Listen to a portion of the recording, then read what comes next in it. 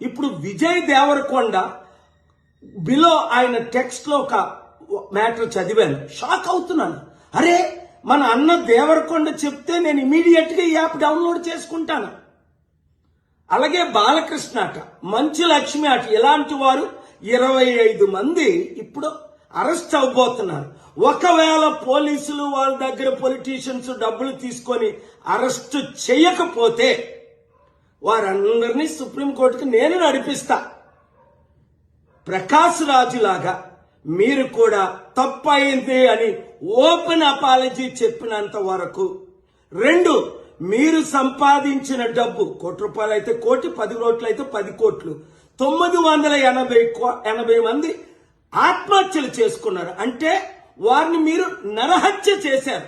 మీ influence, మిమ్మల్ని ఎంతో follow అవుతున్న ఈ ఫాలోవర్స్కి మీరిచ్చే గిఫ్ట్ ఇదేనా? మానవత్వం లేదా? దైవత్వం లేదా? రాక్షసుల్లాగా వాళ్ళ జీవితాల్ని మీరు దోచుకోవడమేనా?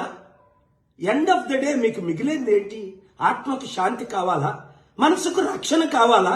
నెమ్మది కావాలా? ఫ్యూచర్ మంచి పేరు కావాలా? లేదా చరిత్రహీనులుగా మిగిలిపోవాలా?